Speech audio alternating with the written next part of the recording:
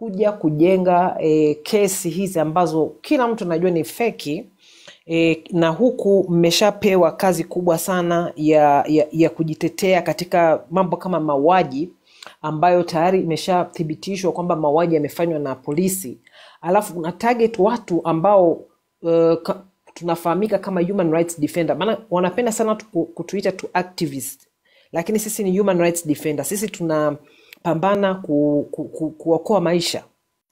Na wengine sisi hatujaanza jana wala juzi, tumeanza miaka mingi. Hii kazi tumeifanya. Kuna kesi tayari iko Umoja wa Mataifa ya utekaji na mauaji yale ya Mzee Ali Kibao na wengine. Sasa kuna hii kesi ya masaka. Sasa ukianza kututarget, actually unachofanya ni unamaliza kabisa Samia Suluhu, kwa sababu sasa tunapata kesi, tunaenda vizuri kuonyesha kwamba hawa watu hawa ndio wamefanya kweli na wanatusingizia na wanataka kuhakikisha kwamba sisi hatuendelee na kazi yetu ya kutetea. Sasa labda tu kwa sababu tuko wengi kidogo, nitoe ushauri. Na ushauri mzuri tu. Dada tunakupa nusu saa nzima, yani tiririka tu, tiririka. Nusu saa nyingi. Wewe mwenyewe tiririka. Nusu saa nyingi, lakini ushauri tu. Ushauri nadhani ambacho kinatakiwa watu waelewe kwanza, ambao wako pale juu pamoja na Samia Suluhu na wengine, waelewe kwamba muda umefika. Muda umefika ule ambao sasa watu wanajipima. Kwamba wanasema sink or swim kwa Kiingereza. Yaani kwamba ukiwekwa kwenye maji unaamua kwamba mimi nitaogelea, nitajipambana hivyo hata kama hujui kuogelea vizuri, lakini nitajitahidi nisizame, au nitaamua au nitashindwa nitazama. Sink or swim, muda wenyewe umefika. Na muda huu umefika kwa sababu sasa hivi ule uchafu, ule ukatili, dhulma zile ambazo mlikuwa mnafanya gizani, sisi wengine tulikuwa tunapambana miaka mingi kuieleza dunia, lakini dunia ilikuwa haitusikilizi. Kwa sababu ukimwambia watu 200 walitekwa ndani ya miaka 4, walikuwa wanatuangalia na nasema lakini si unajua Gaza watu wanauawa. Hivyo wanafahamu kwamba sasa hivi ajenda ya Gaza imechukua back seat ukikompare na Tanzania. Yaani sasa hivi Tanzania imekuja kuwa issue kubwa kimataifa. Sasa mnavyoanza kupambana na wanaharakati, mnataka kuframe wanaharakati ambao walikuwa tayari wanatoa taarifa kuhusiana na mambo yenu, basi mjitayarishe kwamba hapo kitakachotokea ni kwamba mnaenda kupewa kesi moja kwa moja bila shida, na huyo ambaye mnafikiri mnamtetea, huyo Samia Suluhu, ndio mnamsulubu kabisa. Kwa hiyo mimi nashauri kwa wale ambao bado labda wana genuine interest na Samia Suluhu, huu upumbavu waache. Watu ambao wamehusika kuua Watanzania wanatakiwa wawajibike. Na kwanza inatakiwa tuanze na wale wa chini. Kwa nini nasema hivyo? Kama kuna busara humo ndani, waanze na watendaji. Ili mkichelewa, ikishafika ile Disemba 9, watu hawatakuwa tena wanadeal na hawa wa chini. Yaani mtu kama Mafwele atakuwa hana interest tena. Interest kubwa sasa itakuwa ni Samia Suluhu. Kwa hiyo mimi naomba nirudie tena na washauri, kama mna akili hata kidogo tu, hamhitaji kuwa na akili nyingi, akili kidogo tu, basi natakiwa muache upumbavu kama huu. Kama mnataka kujitetea, tafuteni njia. Sasa kingine, of course nimemsikia hapo Habila alikuwa ameongea vizuri kabisa kuhusiana na mipango yao, lakini kumbukeni huku wanamtuma Kombo, huyo ambaye ndio waziri haramu wa nje, anapiga masimu, anahangaika. Sisi tuna taarifa zake na tunamchora. Anapiga simu, anahangaika, mara mtume sijui balozi wa wapi. Hawapewi fedha. Na waelewe sisi tunafahamu kote walikopita, tunafahamu kote walikoenda kuomba. Na ni hivi, hamtapata. Na itafika kipindi nchi mtashindwa kuiendesha. Sasa kama mnataka kuizamisha nchi yote pamoja na utawala wenu, ni sawa. Ila mimi ambacho nashauri, ndani ya CCM, ndani ya vyombo vya usalama, kama kuna wazalendo wamebaki, kwa nini nchi imng'ang'anie mtu mmoja, alafu yani mnataka kudestroy maisha ya watu milioni 60-70? Sijui kama mna maelezo haya. Mi zaidi ya hapo tu niseme kwa sababu nimepata fursa, nashukuru sana na washukuru sana vijana wa TikTok, ni kwamba uh, kitu ambacho kinatakiwa serikali ielewe hii ambayo ni haramu. Vijana sio wajinga, vijana wanajielewa. Hakuna mtu, kani mnavyosema sijui kuna kushawishi, sijui kufanya nini kuwalipa, hakuna mtu analipwa. Maandamano ambayo ilitokea 29, 30, 31 mpaka tarehe 1 watu bado walikuwa wanaendelea kuandamana. Hakuna mtu ana uwezo wa kulipa. Yaani hata mje na mabilioni ngapi, hakuna mtu ana uwezo wa kuwalipa watu wote hawa. Watu wametoka kwa sababu wamechoka. Vijana wametoka kwa sababu wana akili, wanaelewa. Lakini nadhani kuna shida nyingine ya pili ambayo inakuja na imeshaanza kujitokeza. Watu wakikosa haki kupitia mahakama, kupitia nafasi ambazo zipo, ambayo sasa hiyo inaweza ikawa ni kwa njia ya hizi tume na kadhalika, kutakuwa na shida kubwa. Na sasa hivi washukuru kwamba bado tupo ambao sisi tunaweza tukaongea kwa sauti kubwa na bado tukaomba kwamba watu wafanye maandamano ya amani, waendelee kwa vitu vya amani. Kujaribu kutusingizia kwamba sijui tunaleta ugaidi, tumewalipa watu wafanye nini, ni uongo. Lakini mkiendelea kutusingizia, watatokea watu, na hawa watu sio sisi, ni watu ambao hamtawajua, ni watu watakuwa ni watu ambao mimi naweza nikasema they are shadows, yani ni kama vivuli tu, na wakaamua kwamba sasa sisi tutatafuta haki kwa njia ambayo tunaijua sisi. Nchi inaenda kuungua kabisa. Sasa hawa watu ambao wamemzunguka Bi Samia ni watu ambao hawana hekima. Muda umefika. Either wanasema kwamba inatakiwa a style up, atafute watu ambao wanaweza kumshauri vizuri, angalau akisema anaondoka, aondoke kwa namna fulani ambayo bado atakuwa na maisha baada ya siasa. Kuondoka kwa fedhea hii ni mbaya sana, mbaya sana. Na kuna kitu ambacho hawakioni, lakini mwisho mbele inazidi kuwa mbaya kwao. Sio kwetu, ni kwao. Sasa nirudi kwa waandamanaji, kwa Gen Z, lakini pia kwa Tanzania wote. Msiogope, tusiogope. Sasa hivi walichobaki, yani kitu pekee walichonacho ni hofu. Kwa hiyo ya kusema sijui watafunga, sijui wataleta curfew. Kwanza wakileta curfew, tutawafungulia kesi ndani ya nchi, nje ya nchi, kila mahali. Wakasema sijui kwamba watu watazima internet. Jamani, naomba nitoe tahadhari hapa. Makampuni ya simu yatakayozima data, kwa sababu kwanza hamzimiwi na TCRA, ni makampuni ndio yanakubaliana kuzima data, tutawapeleka mahakamani.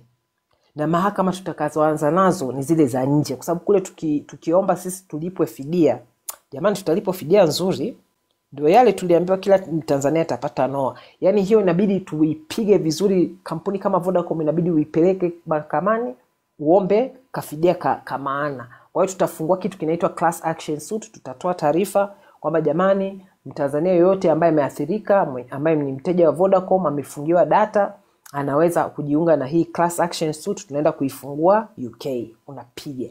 Kwa hiyo mimi naomba nitoe tahadhari. Acheni kushirikiana katika uovu. Wale mahoteli ambao walikuwa wanatoa nafasi kwa watu kwa ajili ya kwenda kufanya uovu, kwa mfano kwenda kuwaweka wale masniper, hebu acheni haya mambo. Msishiriki. Hii imeshakuwa kesi ya ICC. Achana nini na hiki kitu. Nyie cha kufanya ni kuambia kila mtu apambane na hali yake. Polisi, wewe ambaye unapewa submachine gun ukaue watu, achana na hiyo kitu. Yani wewe chukua hiyo silaha yako, ukiweza kaifiche, kakae nyumbani na mke wako, watoto wako. Achana na hii kitu. Sasa hivi tunahitaji kuokoa taifa. Hatuwezi kama taifa tukaanza kuuana, kufanyiana vitu vya ajabu kwa sababu ya mtu mmoja ambaye anaitwa Samia Suluhu eti abaki madarakani. Haiwezekani. Kwa hiyo mimi naomba niishie hapo, nisiongee sana. Ila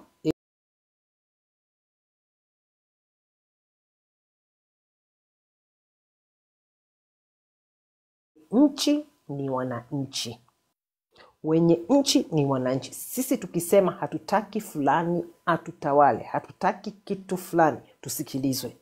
Usipotusikiliza, ukaanza kusema kwamba unaleta ubabe, unataka kutufunga, unataka kutufungulia kesi ya uongo, unataka kutuua, ututeke. Sasa haya mambo yanawezekana kwa kiasi. Utakapozidisha ujue kutakuwa na reaction, na hii reaction hakuna mtu ataweza kusimamisha. Shukrani. Asante sana, tumefurahi sana maana siku nyingi kila siku watu wanataka wasikie sauti yako kupitia bunge lao na speaker wetu Nuruvasi hapa. Kwa hiyo labda kwa sababu bado upo, tutaomba labda watu kama wawili upande wangu na wawili upande wa Nuruvasi, japo wakuulize tu maswali, maana ndo leo mara ya kwanza. Tutapenda tupate watu 4 wakuulize japo maswali wakati tunaiprotect yani account ya Abil. Na watu wana comment kwamba Sativa yuko hapo chini, yuko kwa jina la Sativa. Basi ngoja na Sativa aje aongee kabisa, afu baadaye tutawauliza maswali kidogo watu na Abil apate kuwa anapumua hapo kidogo.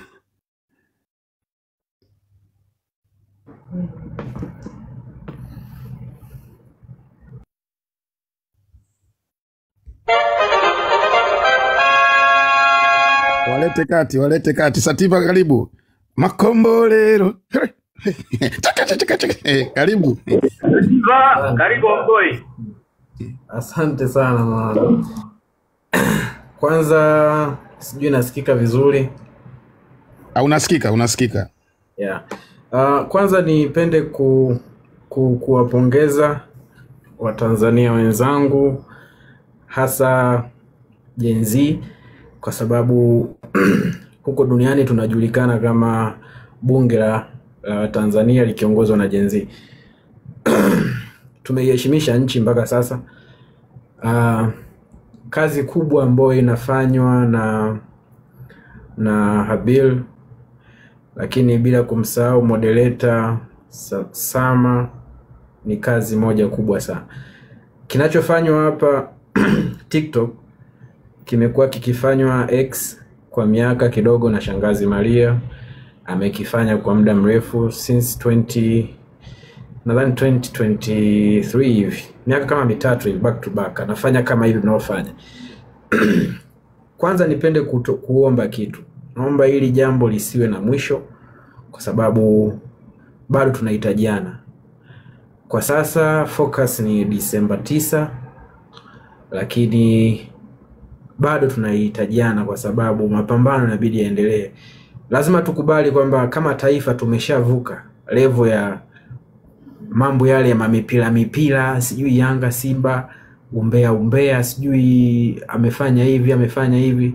Tumeshavuka kama taifa, tumesha qualify hiyo level. Sasa tumefika level ya kureason, level ya kutaka kujua nchi yetu inafanya nini na wanafanya nini. Na kama mnavyojua leo nimepost bunge lilivyo, bunge haramu na cabinet ya mawaziri. Man, it's like yani kama bunge ni kama yani watu yani kama familia fulani hivi wamekutana mle ndani, wanafanya mambo yao, then wanaondoka. Yani nchi inaendeshwa na familia. Inaumiza sana. Yani inamaanisha kwamba sisi ambao hatujawahi kuwa na wazazi ambao wamewahi kuongoza hii nchi, manake hatufai. Yani sisi tutaishi na tutakufa kwa kuongozwa hadi tunakufa. Hii hai make sense. Tuna watu ambao vijana intellectual wapo mtaani, wana uwezo wa kujenga hoja, wana akili nzuri ya kuongoza wenzao, lakini huoni bungeni huko ambako tunawataja. Yote hii shida ni kwa sababu kuna familia fulani zimejimilikisha hii nchi. Sasa kwa sababu wao wameamua kujitengea bunge kama sehemu ya kututawala, basi na sisi tunabidi tutengeneze bunge letu ambalo ndo hili, kwa ajili ya kuendelea kuijadili nchi yetu na kupanga mema na mambo ya mbele kuhusu nchi yetu, na sisi ni wengi kuliko wao. Hii kauli naipenda sana kwa sababu ina kibali kutoka kwa Mungu. Yani unaposema sisi ni wengi, kwa hata kwenye kitabu cha Biblia kinasema sauti ya wengi ni sauti ya Mungu. Kama hapa tunatupo watu karibia 5,000, kwa Instagram watu zaidi ya 3,000, it means watu zaidi ya 10,000 wamekaa wanatusikiliza, wanasikiliza mambo kuhusu nchi yao. Leo hii mboga wakiitisha hata press live zao wazifikage hata watu 10. Yani it's like anaangalia Samia, anaangalia hapa katibu, anaangalia nani, yani wao kama wao wanajiangalia wenyewe, ila no one is interested kwenye kuwafuatilia wala kujua wanaongea nini. Lakini sisi tuna platform, tunasikilizana na ni wengi. So hiki tunachofanya tusiache, tuendelee. Lakini lingine ni kumpongeza Habil. Ujue Mungu anasema anampa mtu kilema na mwendo. At first miezi kadhaa nyuma tulikuwa na Polepole alijitahidi sana kutufungua vichwa baadhi ya informations ambazo tulikuwa tuzijui kuhusu nchi yetu. Watu pale ndo wakawa wanaguswa, wanawiwa kufuatilia nchi yao kupitia Polepole. Wakamchukua Polepole, hatunaye. Lakini ndo kama hivyo, Mungu anakupa kilema na mwendo. Leo hii tuna Habil anatupa information nzuri kabisa, information ambazo hata Polepole hakuwahi kuzitoa hivi. So thumbs up to Habil, mwanangu, unafanya kitu poa sana. Yani umekuja kufungua vichwa vya watu wengi sana. Na hii siku zote tunasema siku moja jina lako litaandikwa kwa wino wa dhahabu. So tuendelee kufanya hivi, tusiache. Lakini pia tuna task kubwa mbele tarehe 9 Disemba. Ni task ambayo inabidi kila mtu ajue kama anabidi awajibike. Mimi kuna wale watu waga kwenye comment nasoma na naishia tu kuumia. Yani mtu ana comment as if kwamba hayupo part ya hii movement. Yani haengage kabisa. Fanyeni hivi. No.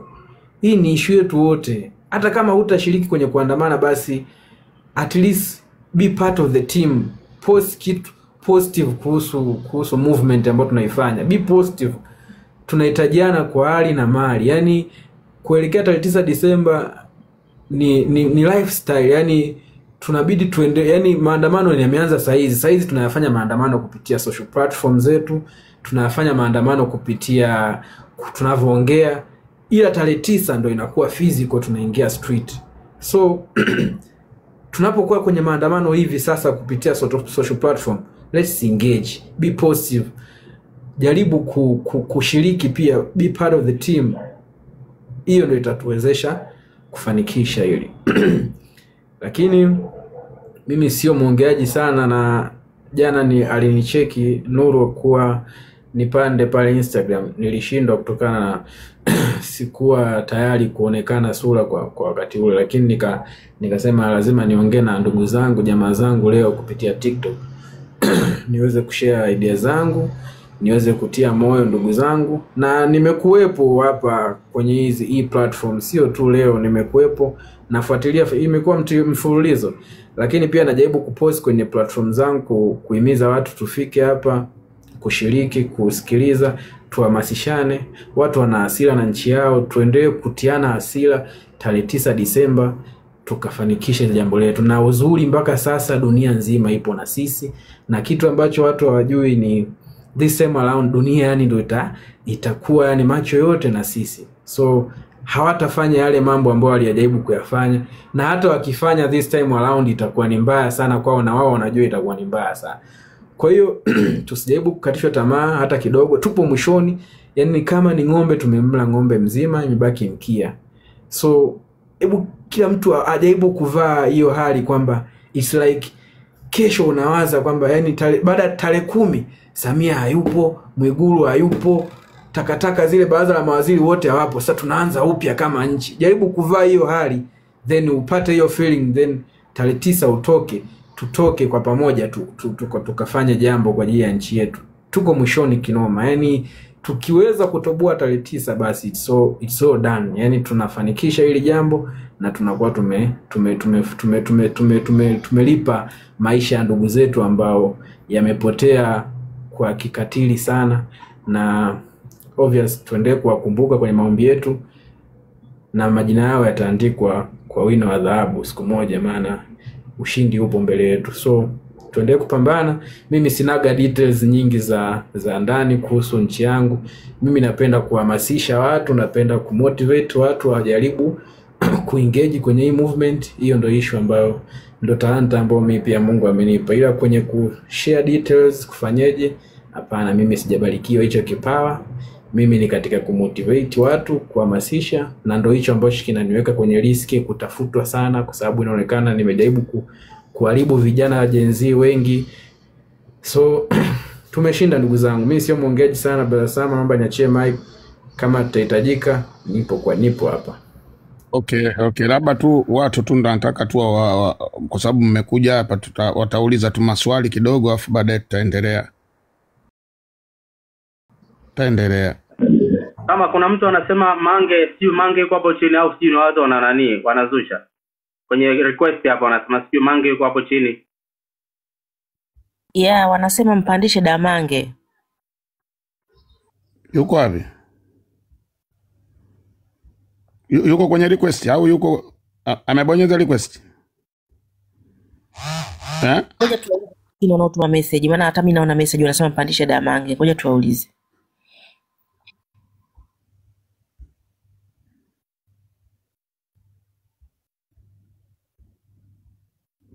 Tumwangalie. Kama yupo mwambie bonyeze request.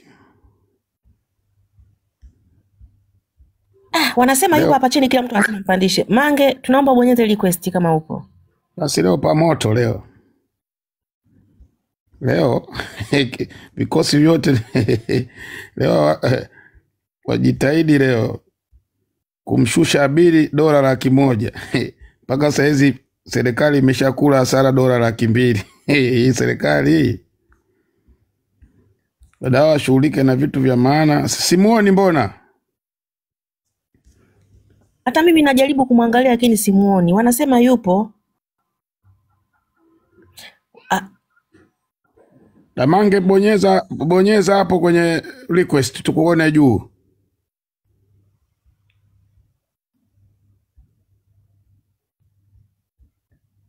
Atakuwa labda wamemuona kwa maana si comment, kwenye comment unamuona. Kakasama, hebu nipunguze mimi nishushe chini umpandishe Mange. Abonyeze request kama yupo. Nishushe mimi. Utanipandisha baadaye. Niendelea mimi kumtafuta huko.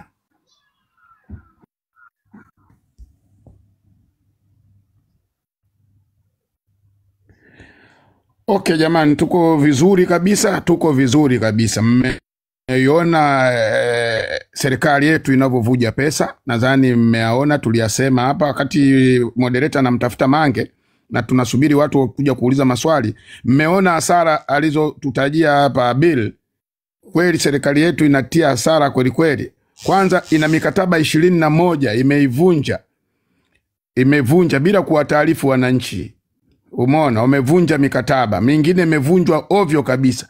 Kuna mkataba mwingine umevunjwa kwa sababu mtoto wa rais kanyimwa tu $500,000. Mtoto wa rais kanyimwa $500,000 kwenda kufanya party Uingereza.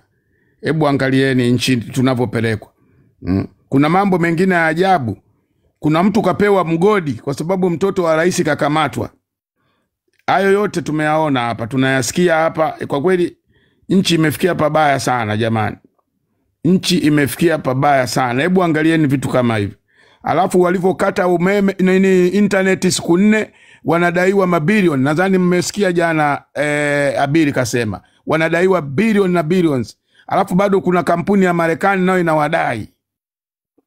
Hebu angalieni. Alafu hizo pesa wasemi, Msigwa haji kusema.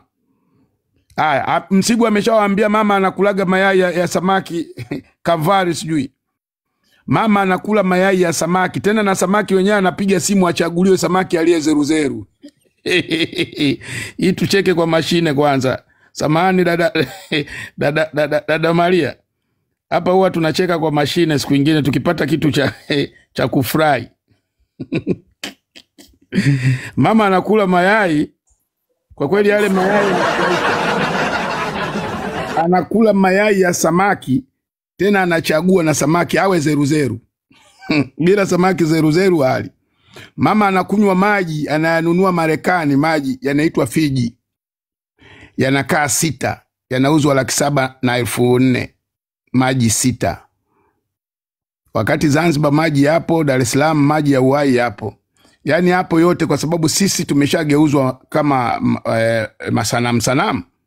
Haya, Abili katuambia kumbe Lowassa ana apartment mengi huko Sweden. Yani ana njaa. Fikirieni, hizo pesa zile za kipindi kile za kujiuzuru zile, za zilizoleta mzozo. Lakini nchi ipo tu, eti si ya 12 kwa umaskini duniani. Alafu Kingiomo unaangalia ni nchi si ya 6 kwa madini duniani. Alafu watu hamna hela. Kama kawaida yetu. Waabiria vijana wengi wanatembeza sumu za panya Dar es Salaam. Na kakutangazia nauza sumu ya panya kijana kwenye nchi ya magoldi. Mabinti wanatembeza miogo garage. Tena miogo sio iliyopikwa. Miogo mibichi wameikatakata vipande. Nchi ya kimaskini kabisa. Alafu anatoka waziri anasema tumetengeneza ajira. Ajira zimetengenezwa eti nini? Boda. Anyway, tutafika tu mbali huko. Dada Mange kama yupo mpandisheni, wakati tunawapa watu waje waulize maswali, wakati Abiri tunamsubiri. Umemwona? Sama Maria hapa nilikuwa nasema wako live bunge la Ulaya hapa, wanapiga spana safi kabisa. Iko streamed live. Awesome. Zimepigwa spana mpaka nimeona na mimi. Nasikia mpaka moderator anajibu. Inapigwa, nimeona hapa kwenye simu nyingine. Mpaka moderator anajibu. Nasikia vijana wameshambulia kweli kweli. Mpaka moderator anajibu, jamani tulieni tunaende. Nimeona hapa mpaka moderator anajibu. Limeanza saa 2 kamili kuijadili Tanzania. Tushikilie hapo hapo. Nuruvazi, wape watu waulize maswali huko. Karibu Abili. Okay, asante sana kaka Sama, na asante kila mtu ambaye yupo hapa sasa hapo anatusikiliza. Tukiwa tunasubiri watu nyingine wakuwe wanakuja kwa lengo ya kuwauliza dada yetu na kaka yetu Sativa maswala, na waweze kutusaidia kutupea maarifa na kutusaidia kutupea hekima na kutufundisha adabu. Bado niko na taarifa ambayo ningependa kabla sijakuwa akaunti yangu kushambuliwa niendelee kuwapa juu ya jitihada ambayo naifanya ya kuhakikisha kwamba tuna paralyze serikali hii peke zake ikuwe inaweza kusurrender kwa raha zake kabla ya kufika kutumia manguvu. Ndugu zangu ya Tanzania, kuna kitu duniani inaitwa AIS. AIS maana yake ni Automatic Identification System. Maana yake kwamba kuna mfumo ambayo unaweza ukaona ratiba nzima angalau ya miezi 6 mbele juu ya meli za kimataifa ambayo inaenda kwa bandari yeyote ile duniani. Na kwa sababu mimi napenda kusema jambo ambayo itawasaidia ndugu zangu wengine peke zao waende wakasome. Kwa hiyo ninawaambia kwamba mnaweza kutembelea, kuna website ama kuna line inaitwa CDEX Vessel Tracking Tool. Sasa ndugu yangu, kwa nini nawapa hii taarifa? Nawapa hii taarifa kwa sababu kwa mujibu ya taarifa rasmi, nchi yetu ina uchumi yake mkubwa inategemea kwa misaada, inategemea kwa utalii, inategemea kwenye madini, na sana inategemea kwenye bandari. Kwa upande ya utalii tumefanikiwa kuparalyze kwa sababu tumeandikia balozi yote ambayo inawakilisha nchi zao ndani ya Tanzania kuiambia kwamba kutoka tarehe 9 Disemba tutakuwa na maandamano makubwa ya amani isiyokuwa na kikomo Hivyo basi tu kwa barua zetu tukaziambia balozi kama za European na Amerika na ama nchi nyingine kwamba hii Disemba haitokuwa wakati bora kuleta watalii. Hivyo basi nikawasihi washauri raia zao wasikuje kutembelea nchi yetu. Na kwa upande ya madini kuna mambo mazuri inaendelea. Lakini kwa sababu tulisema maandamano zetu tuzifanye ya amani yasiyokuwa na kikomo na tumekubaliana tukalale kwa bandari pale. Lakini kwa upande yangu binafsi nimeparalyze bandari kwa njia hii inafuata ambayo naenda kuambia. Katika mfumo wa Ship Atlas ambayo inaonesha SeaDex Vessel Tracking Tool, inaonesha mameli gani ambayo inakuja na zitakuja lini, zinakuja na container mangapi,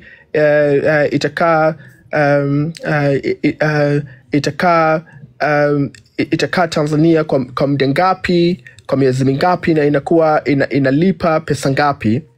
Kuna mashirika 9 ambayo yapo kwenye ratiba ya kudumu ya ruti zake kwa nchi zinatoka kuja Tanzania.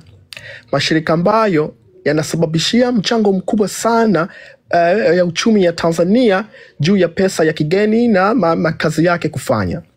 Na mashirika hayo ndugu yangu, ya kwanza inaitwa Maersk, ya pili inaitwa MSC, ya tatu inaitwa CMA CGM, ya 4 inaitwa Hapag-Lloyd, na ya 5 ni COSCO/China COSCO, na nyingine inaitwa One, na nyingine inaitwa OOCL. Peke zake imeta watu kama Endani pamoja na DP World kuja kuitaka ile mabandari yetu. Sasa ndugu yangu, leo pamoja na kesho pamoja na Friday tunakamilisha barua zenye taarifa rasmi ambazo tunazipeleka kwa haya mashirika 9 niliyowatajia ambayo mameli zayo zinakuja bandari yetu ya Tanzania kuja kufanya kazi. Taarifa rasmi hiyo tunaijulisha juu ya maandamano ya amani yasiokuwa na kikomo, maandamano ambayo tutalala usiku na mchana kwa bandari na kuhakikisha hakuna shughuli yeyote ile itakuwa inafanyika kwa bandari. Na kwa mujibu ya mabarua hizo naandika, nimezipeleka kwa secretariat ya kila shirika ambayo nimewatajia. Najua wako mtu nyingi mnaona meli inaandikwa kama CMA CGM. Tunapeleka kwa secretariat ya CMA CGM kuiambia kwamba kutakuwa na maandamano makubwa ambayo yatazuia shughuli ya bandari. Target ya vijana ni kukaa pale kuhakikisha hakuna operation yeyote ile inafanyika. Na kwa barua hiyo sasa nitawaomba wa cancels route zao zote kwa sababu hawatafanikiwa kufanya kazi zao. Lakini pia nitawaambatanishia maushahidi 2. Ushahidi ya kwanza, jana niliwapia taarifa ambayo imechapishwa na Marcus kutoka I'm talking on the phone.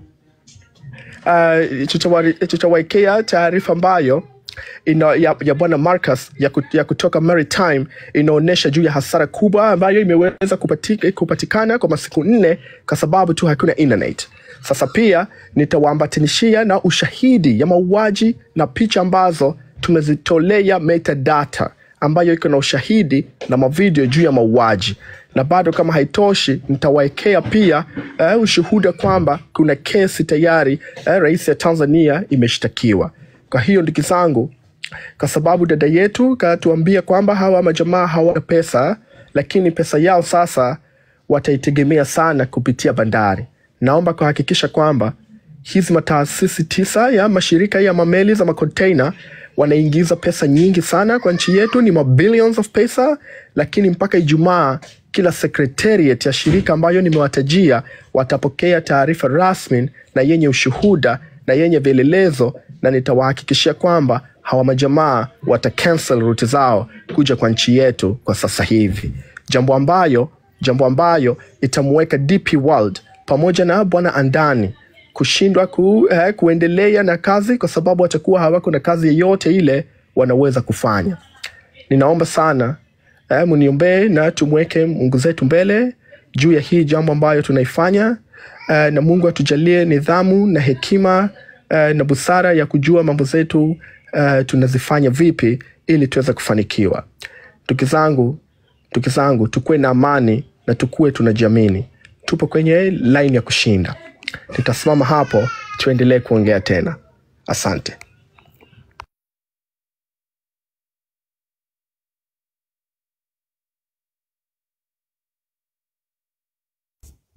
Okay, asante sana Abel. Nurvasi, kama kuna watu wanaweza kuuliza maswali hapo kwa dada Maria na Sativa. Nurvasi. Nimepandisha watu wawili, utavumilia huo mwangi kwa sababu nasikiliza from Bluetooth speaker.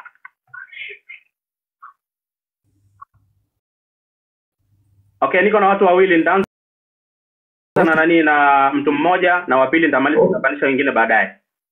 Kemi, karibu. Asante kwa sababu tumepata nafasi ya kuhoji maswali. Swali langu la kwanza linaenda kwa Damaria. Okay. Ngoja nikonfirm. Ngoja kwanza nikonfirm. Nani mnasikia huko upande wa pili? Sama? Ndio, tunasikia. Nasikia, okay. Twende Chimi. Swali langu la kwanza linaenda kwa Damaria kwamba tunajua mna struggle na nyinyi kwa nafasi mlizonazo kama human rights fighters kupambania hili swala, na umetupa taarifa nzuri hapo kwamba mna taarifa ambazo mnazo kwamba hii serikali haramu inajaribu ku escape from the truth kwa kufoji. Sasa kuna hatua ambazo mmezichukua ili kuzuia hiyo forgery ya serikali, au mmetega kama trick kwamba wajichanganye waingie kwenye huo mtego ili mmalizane nao mbele ya safari, au kama kuna hatua ambazo mmechukua ili wasifanye hiyo upuuzi wanaotaka kufanya, utuambie. Kama hamjachukua kwa lengo la kwamba mmewaweka kwenye trap, nayo pia utujulishe. Swali langu la pili liende kwa Edgar, then nafunga mic. Brother Edgar Sativa, tunafuatilia akaunti yako sisi majenzi, yani ile push ya mabango bado hatujaiona. Sasa tulikuwa tunaomba au tunakuwa tunauliza au ratiba yako ikoje kuhusu kupushi sana mabango? Yani tunatamani iwepo challenge ya mabango ya postiwe, mtu ameshaandaa bango lake limeandikwa kwa marker pen na aidha nguo au cardboard. Tunatamani hiyo kila mtu awe na marker pen. Mabango ya kuandika ndio yanamata, kwa sababu ukienda stationery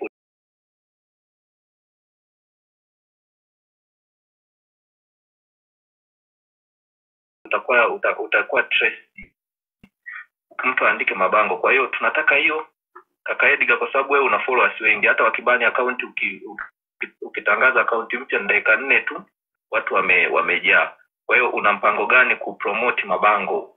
Hilo ndo swali langu in short. Mawili hayo, naomba nizime mic.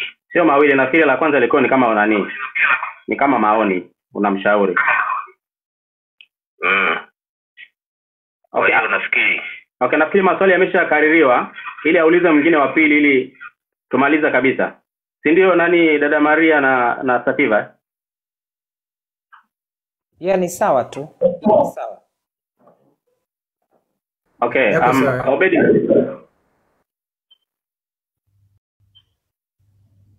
Obedi. Hii inasikitisha. Unapanda juu kweli. Wako watu karibia 1,000 na tunaangalia na watu karibia 10,000 na kitu. Alafu una mute ndugu yangu. Obedi. Okay. Sitakuwa na muda sitakuwa na muda wa kupoteza. Nipandishe mwingine. Tunakomboa wakati hao watu wanapatikana kwa manati. So yes. So shahidi mwaminifu, karibu kwa maswali kwa maswali. Nenda straight kwenye maswali. Asante. Mimi nilikuwa tuna swali moja kwa Sativa, na swali langu kwa Sativa lilikuwa ni, naona kama Sasa nimeshindwa kuelewa ni kwa namna ipi au alikuwa anamaanisha nini wakati anaweka huo ujumbe.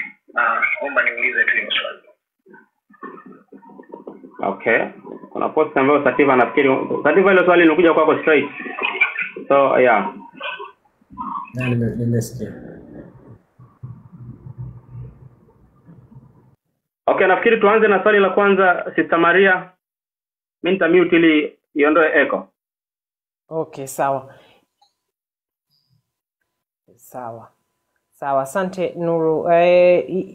Of course kama nilivyosema, hii taarifa tunayo muda na tumeshafanya consultation nyingi na watu ambao sitaeleza vizuri hapa mikakati ambayo ipo, lakini kuna vitu fulani, kuna mitego fulani tumetegesha na tunawaangalia tu, tunasubiri waje, lakini tu labda naweza tu nikasema kwa kifupi kwamba wakumbuke kwamba walifanya kosa ya kutaka kuniteka jijini Nairobi. Kwa hiyo kama hawajui, ile tayari sisi kwetu ni silaha ambayo tutaitumia kwa kikamilifu sana, na ina maana kwamba kuna kesi pia hapo ambayo wakimove wanavyotaka kumove na sisi tuna move zetu. Hivyo tu. Kwa hiyo wakae kwa kutulia. Mimi ninarudia tena, nimeshawashauri hili swala waachane nalo, waanze sasa hivi kuangalia ni namna gani kila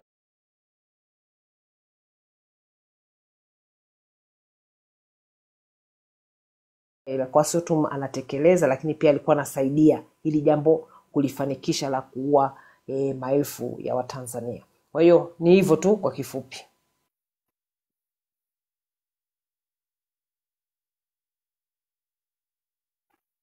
Shukrani sana Sister Maria. Nafikiri aliyeuliza swali nafikiri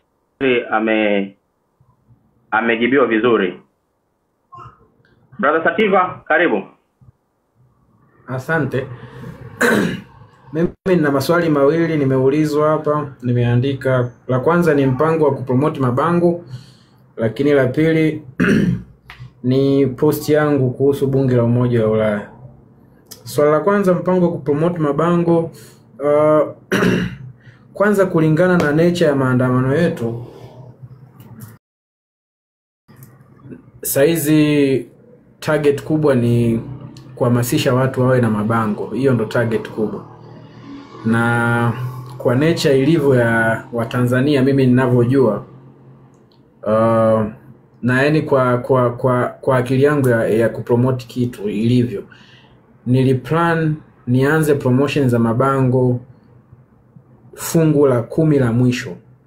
Kama mtakumbuka maandamano ya Moi 29, wale wanaofuatilia page zangu za Instagram, tulipoingia fungu la 10, tulipoanza kuhesabu ile zimbaki countdown ya siku 10, ilikuwa na posti mawe kwa mawe mengi sana, na nadhani ile ilikuwa ni plan kwamba Watanzania ni watu wa kusahau, na ni binadamu wote ni watu wa kusahau. Tunapokaribia karibu na tukio, ndo inabidi mambo yale ya msingi yapewe sana kipaumbele. Kwa hata hili la mabango nililiweka kwenye kategori hiyo. Leo tunahesabu zimbaki siku 13. Target yangu ni kwamba tukiingia fungu la 10 ndo tuanze kupiga yale mawe yale. Back to back mawe. Yani inafika hatua mpaka account inashushwa, unafungua nyingine within a day 100k, mnaendelea kufollow. Mimi mpaka leo wameshusha account zangu zaidi ya 8. Na watu bado wako active, watu wanafollow. Nikifungua hata jina sio Sativa, watu wanajua yusa ni mchizi, ni yeye. So hiyo ndo target. Of course mabango ni muhimu sana kukumbushana, na nadhani nitaifanya kwa ukubwa zaidi tukiingia fungu la 10. Zimbaki leo tunahesabu bado siku 13. Tukiingia fungu la 10, you can see, utaona tu ubizi ambao utakuwepo kwenye page zangu za Instagram. Mambo yatakuwa ni mengi. So kwenye hilo ni muondoe shaka, mpango upo, na mabango ndo issue ya muhimu sana this time kwenye maandamano. Na mabango ni ya muhimu kwa sababu hatuna mpango wa kufanya fujo yoyote. Tunataka dunia ione kwamba tulichokozwa, sio sisi tuliofanya kwa yale mambo, kwamba yani zile zilikuwa ni hasira baada ya kuchokoza, lakini sisi ni wastaarabu wa karimu na tunachodai ni hiki. So fungu la 10 mabango mbele sana, posti za mabango zitatawala. So nitafungua account nyingine. Sasa nina account moja ya Edgar Edson 255, lakini nitafungua account nyingine kwa sababu najua hiyo itadondoka. Nitafungua account nyingine ndani ya siku mbili hizi, nitawapa ili wakifunga hiyo tunaingia nyingine. So ni mawe juu ya mawe. Kwa upande wa mabango nadhani nimeijibu hivyo. Issue ya bunge la Umoja wa Ulaya, kwanza nadhani Mshua atakuwa mgeni na posti zangu, sio atakuwa hajanani anijui. Mimi ni mtu wa utani na promotion zangu mimi ni mfumo wa memes. Posti anayosema nimeongea bunge la Ulaya ni ile ambayo nimeweka kimeza cha kamera na mic kimeandika guys, afu mimi nikaandika guys please.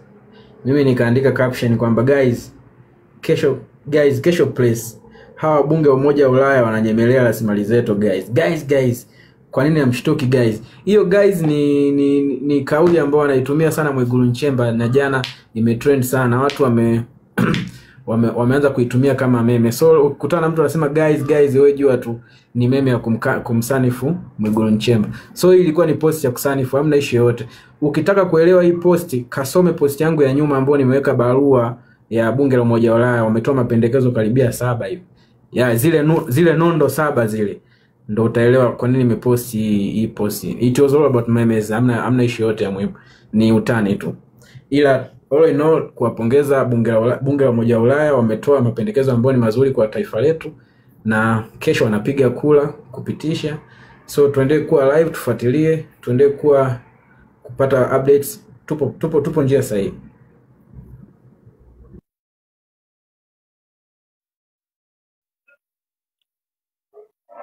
Tunashukuru sana Edgar. Umejibu vizuri. Nafikiri aliyeuliza ile swali utaelewa. By the way tunaelewa nani, kwa wale ambao tunafuatilia Sativa, tunaelewa posti zake kama akiwa na post kama meme and all that. Nani Sama? Naam. Umemaliza huko? Ngoja. Nakusikia. Niliwapa wanaume wawili. Naomba niruhusu ili tuzingatie gender equality. Wanawake wawili waulize maswali straight afu nimalize, nifunge hapo. Unaonaje? Okay.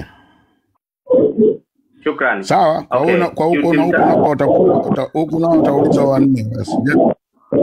Yes. Yeah, tuzingatie hiyo gender equality. Cute, karibu. Straight kwenye swali alafu ili tukomboe wakati.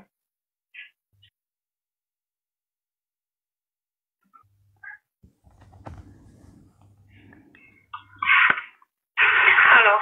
Karibu. Nasikika? Vizuri. Kaka Nuru. Yo. Kaka Nuru, mimi nilikuwa naomba uniweke kwenye kipindi cha kama vipi unaweza kanishusha kampalisha mwingine aulize swali. Mimi niko nahitaji kupiga nondo.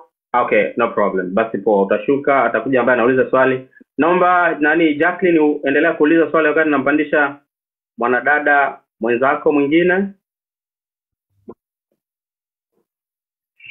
Asante kaka Nuru. Kwanza naanza kumpongeza dada Malia kwa kazi nzuri sana na ngumu anayoifanya. Kwa sisi tulianza juzi tunapitia, mioyo yetu inauma, lakini namshukuru sana dada Malia kwa kutuongoza wasichana wenzie, na anawaambia asikate tamaa. Tunampenda sana sana sana.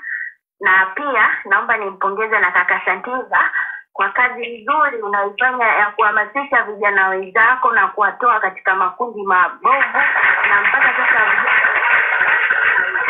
na usikate tamaa na usije ukarudi nyuma na usije ukaonesha udhaifu wowote ule, kwa sababu vijana wenzio, watoto wa kiume ni wanakufuata wewe, na mpaka wanaingia kwenye siasa ni kupitia wewe. Naanza kwenye swali kwa dada Malia. Kwanza dada Malia, nilikuwa na swali kuhusu vifo vya wenzetu. Nimeona kuna linki ya kuandika yale majina sikosei, kama sikosei ni yale majina ambayo unaandika jina la marehemu na picha na kadhalika.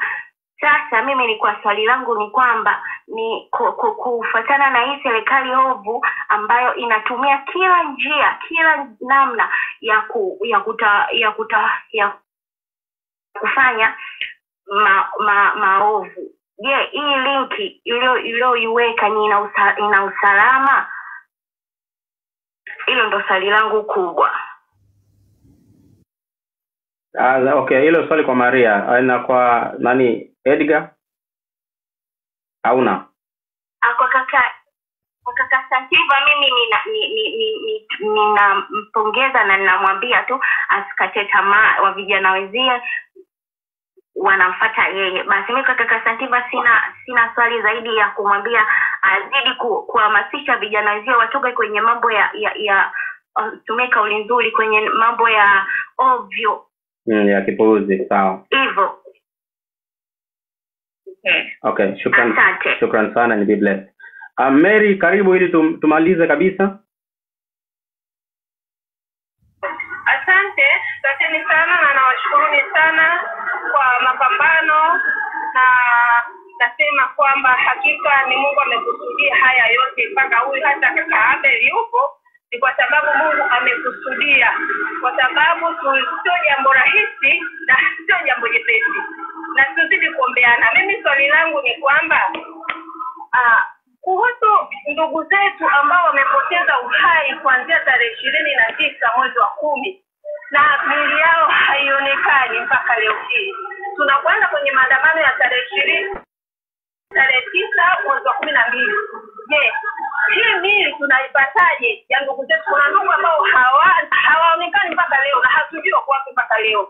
Je, tunaipataje hii miili ya ndugu zetu? Angalau kama Tanzania au Watanganyika tumekuwa pamoja kwa ajili ya hili, kwa sababu ukiangalia serikali yetu haiko pamoja na hili. Ni sisi watu ambao ni hali ya chini ndio tuko pamoja na hili. Kama tuko pamoja na hili, tunawezaje kupata hii miili ya ndugu zetu ambao hatuko nao? Na tunawezaje kuwasaidia wale ndugu ambao watu walikuwa wakisema haki kwenye live, leo hii wako gerezani kwa sababu ya kesi za uhaini? Nini kifanyike juu ya hawa ndugu zetu tuweze kuwasaidia? Kwa sababu nimesikia hatuwezi kusema ukweli, tunaogopa kutufikia gerezani, kufungwa gerezani, tunaogopa mambo ambayo hayawezi kufikia familia. Mary, hilo swali ni zuri, lakini umelidirect kwa nani? Nitalijibu. Okay.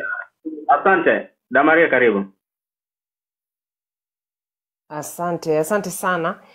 Maswali ni mazuri. Nitaanza na hii ya Mary, alafu nitaenda kwa Jacqueline kwa sababu it's very simple. Lakini kwa upande wa Mary ameuliza swali nzuri sana. Na nadhani hii ni kitu ambacho pia mimi kinanifanya mpaka usiku yani kuna wakati nakuwa nakosa usingizi au naamka usiku wa manane, kwa sababu nadhani hakuna ukatili mkubwa kama kuwaua watu, na asilimia kubwa sana zaidi ya 50 ya watu wameuawa wakiwa majumbani au wametoka kutafuta chakula au walikuwa wako tu kwenye shughuli zao wakauawa. Kuna kikundi kikubwa sana cha watu ambao wameuawa ambao ni watoto wa mtaani. Yani hicho kinaniuma kwa sababu ni watoto yatima. Fikiria watu jinsi walivyokuwa makatili, wanaua mpaka watoto wa mtaani, wale watoto yatima wenye shida. Kuna video zingine ambazo ziliwekwa niliona kwa Mange na kwa wengine. Ukiangalia kwa karibu wale watoto, ukiangalia miguu yao jinsi ilivyokuwa ni chafu, hawana hata viatu, wengine hata nguo zao ni zimechakaa. Unaona kabisa huyu ni mtoto mwenye shida, alikuwa labda yuko mtaani tu anasota. Wameua watu wengi, wameua watu ambao wana matatizo matatizo ya afya akili, au ambao walikuwa ni maskini, wanaishi barabarani, walikuwa naishi kwa kutegemea misaada. Sasa hawa kwa mfano tunawajuaje? Mimi kwangu swala hili la kufanya tracking ni kuhakikisha hakuna mtu anapotea. Yani hata kwa hawa watoto jamani, tusiwasahau. Isije ikawa kama hawajapita duniani, kama vile hawakuzaliwa. Yani inauma sana. Yani mimi nimewaza kwamba maisha ya binadamu inapita hivi kwa sababu kuna mwanamke mmoja anaitwa Samia Suluhu ameamua baki madarakani.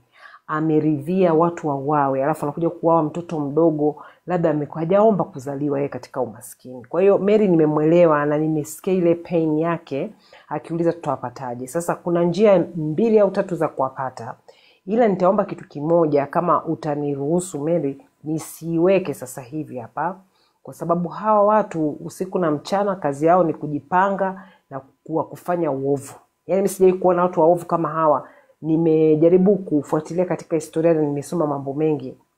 Niseme hata Hitler na Nazi ambao wameua mamilioni hatimaye kwa miaka mingi kwa siku moja, yani hii speed ya kuua watu, alafu on top of that kupoteza. Yani fikiria kulikuwa na kesi ya mtu ameenda kuzika, familia imeenda kuzika, polisi wakaja na silaha wakanyang'anya mwili wakatokomea nayo, na ilikuwa imeshafukiwa wakafukua.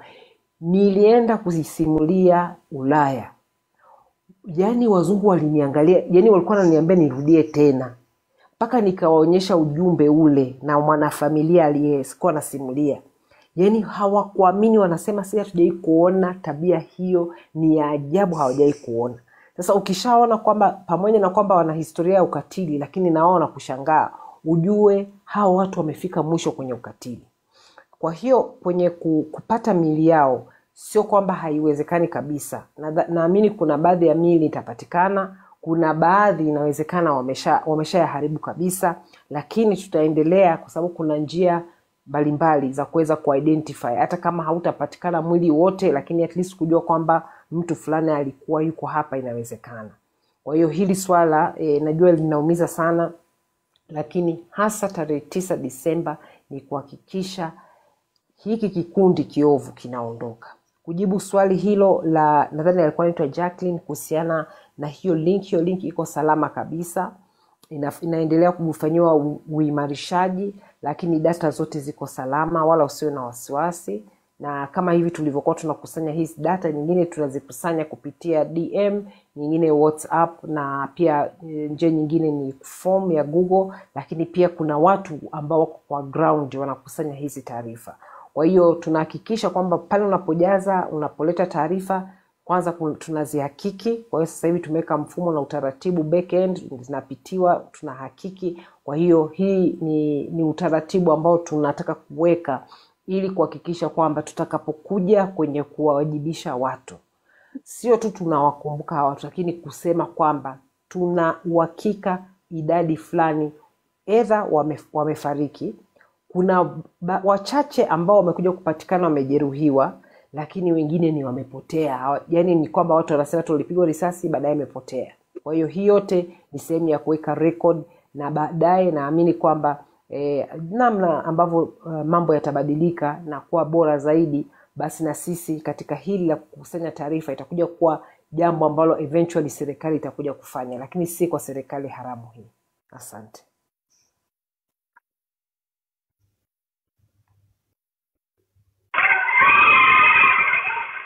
Sama tuende kaka. Asante sana Damaria. Thank you so much. Umejibu vyema. Okay.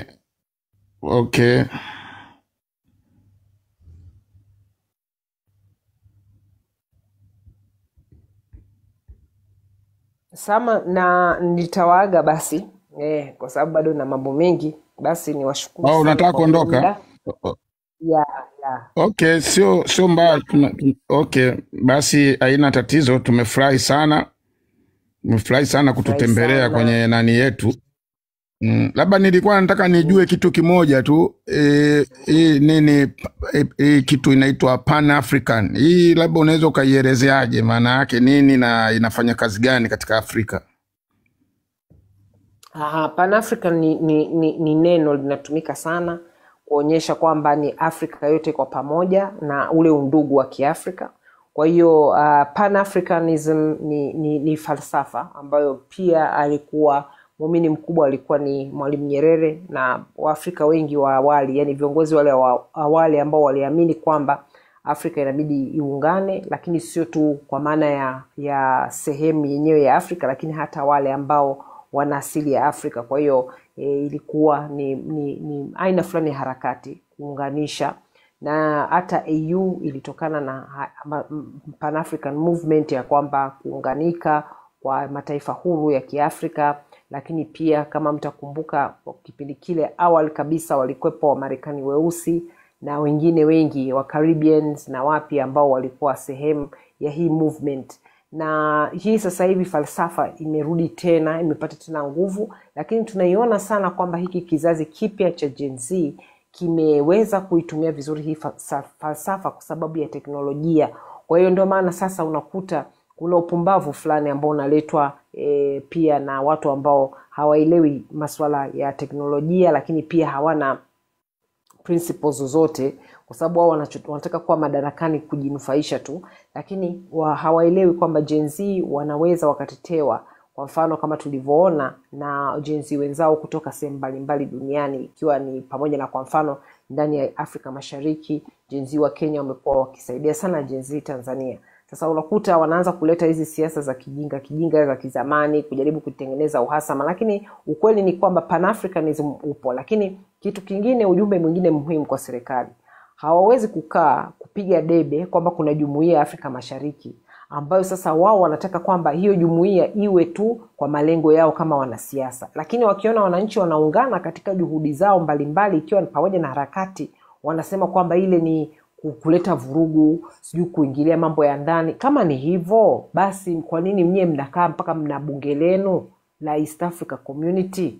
Sasa kama mna bunge lenu, mnachaguana huko kwenye siasa zenu, mnapelekana, mnapitisha masheria, mnapitisha sijui vitu gani, kwa nini nyie mnataka wananchi wasiungane? Sasa ni hivi, hata hii jumuiya ya Afrika Mashariki ni ya wananchi, sio ya wanasiasa. Kwa hiyo sisi tutaungana, tutashirikiana, tutasaidiana katika mazuri na mabaya, lakini wasituingilie na wawe na adabu. Kwa sababu nimeshagundua siku hizi wamekuwa watawala. Siku hizi hatuna wanasiasa, tuna watawala ambao wanatutukana, wanatuita majina ya ajabu, wanatunyanyasa, wanatuteka, wanatuua. Sasa wakae kwa kutulia na wakae kwa adabu. Pan-Africanism ni ya wananchi, sio ya wanasiasa wala si ya wasomi. Okay. Sababu nimeona wameenda kushtaki pale barua ya Tanzania, si barozi gani, waenda kushtaki pale eti wasaidiwe kwenye kesi ya ICC. Lakini nimeona wamejibiwa, wameambiwa kwamba tungewasaidia, lakini kwa hayo mliofikia bora muende tu mpate adhabu mliostahili. Nimefurahi sana. Nimefurahi sana wamejibiwa vile. Walikuwa wanaomba msaada eti wale nimeona sehemu kama wanaenda kuomba msaada kwenye hiyo Pan African huko Ghana. Wamejibiwa na wenyewe, wale wamewajibu. Saizi wanazidi kuomba msaada kila sehemu. Sio mbaya, tunaenda vizuri. Wamebanwa kote kote. Asante sana dada Maria. Tutakukaribisha tena. Sisi bado tunaendelea na Gen Z wetu hapo, ana protect nani yake, anarudi sasa hivi. Sawa, asante sana. Asante, muwe na usiku mwema, mchana mwema, inategemea kila mtu aliko. Asanteni sana. Okay, asante sana. Asante sana. Asante sana.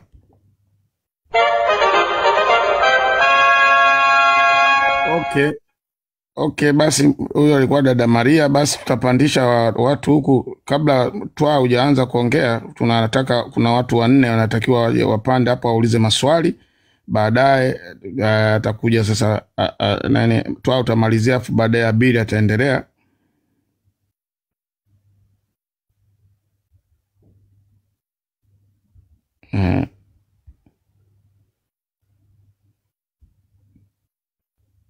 Kuna huyu pamoja, karibu. Kuna Kwema, na karibu Chomeanza, mkaja kuuliza maswali.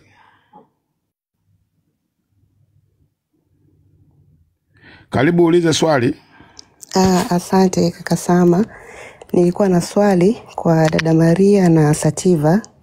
Kwanza nawashukuru sana kwa kazi nzuri ambayo mnaifanya. Yaani mkitaka kuamini nina furaha hadi kuongea ninashindwa. Anyway, swali langu linaenda kwa kaka Sativa kuhusu siku ya maandamano ya tarehe 9. Mnadhani katika maandamano ya tarehe 29 ni wapi ambapo tulikosea, maybe tulienda vibaya, na hatutaki hayo makosa tuweze kuyafanya tena kwenye D9? Nashukuru sana. Karibu Sativa. Asante sana sister. Swali zuri. Kwanza hatukukosea. Na kuthibitisha hilo kwamba hatukukosea ni matokeo ya kinachoendelea sasa hivi. Sisi ni washindi. Ni vile tu matokeo hayakuwa yale ambayo yale watu wengi walitegemea. Nadhani hii issue imekaa kama matokeo ya kwenye mpira, kushinda, kushindwa na kudraw. Sasa sehemu ya matokeo ambayo tumeyapata ambayo ndo haya tulionayo sasa hizi, ambapo dunia nzima iko pamoja na Watanzania ambao ni wananchi na serikali imetengwa yenyewe kama yenyewe, nadhani ni ushindi. Lakini challenges ambazo zilifanikisha kupata haya matokeo ndo hizo ambazo ni kama ambazo tutazitaja. Ya kwanza, ukatili ambao wa watu ambao wameshika mpini. I mean serikali waliweza kuua watu, waliweza kuzima mtandao, waliweza kuteka watu kabla ya maandamano. Ule ukatili ule ndo challenge kubwa ambayo tumeipitia. Sasa tunaweza vipi kuchomoka hapo? Kwanza lazima tukubali kwamba huo ukatili ni wa watu. Kwa hiyo kama hao wataamua tena kufanya, hatutakuwa tena la kufanya. Kama wataamua kuachana na hizo njia, basi itakuwa ndo hivyo. Lakini nadhani ni makosa tuseme, nadhani nikasema ni challenge ambayo haina, yani kusema tumekwama au tumefeli, hapana, ila tu ni matokeo ambayo tumeyapata, ila hatujafeli. Nadhani sijui kama nimeeleweka au vipi, lakini naweza nikaiweka hivyo. Hiyo yani hiyo umeeleweka sana kwenye kufeli bado kabisa. Tuko vizuri. Kwa sababu ukiangalia saizi dunia, bunge la Ulaya mpaka saizi inajadisha Tanzania kiundani zaidi kuhusu yaliyofanyika Tanzania. Utazani wao ni wa Tanzania, yani wanaelezea kabisa, wanamtaja hadi Mpina, wanaifanua in detail, inamaanisha wanaifahamu Tanzania. Kwa mpaka hapo si ujumbe wetu umefika, sema ndio hivyo tu, tumepoteza ndugu, watu wameumia na nini, ndio challenge ambayo tumeipata kama Watanzania. Ila hatujafeli ndugu yangu, sisi ni washindi, yani tupo winning side. Na tarehe 9 kupitia ushindi ambao tumeupata saizi itakuwa ni kama stepping stone kuelekea ushindi wa kilele zaidi, ambao ni kufanikisha adhimio la kila mtu kwamba Tanzania iwe mikononi mwetu. Kwa it's just like a stepping stone, tutashinda zaidi ya hapo. Kwa usikate tamaa, tujashinda ndugu yangu. Nashukuru sana kaka, asante. Nashuka kaka sana. Shukrani. Okay. Kaka Sama, habari? Karibu umepata. Haya, asante. Asante Jambani Sativa, hongera sana kwa kazi nzuri, kazi inaonekana, hongera kwa juhudi zako. Yani kiukweli, yani tutakuvisha taji, yani taji unalo. Ila kwa sasa hivi sasa Sativa, kwenye peji zako kiukweli una ushawishi mkubwa. Yani tungeipenda hii live sasa hivi ingefika hata 1 milioni kabisa.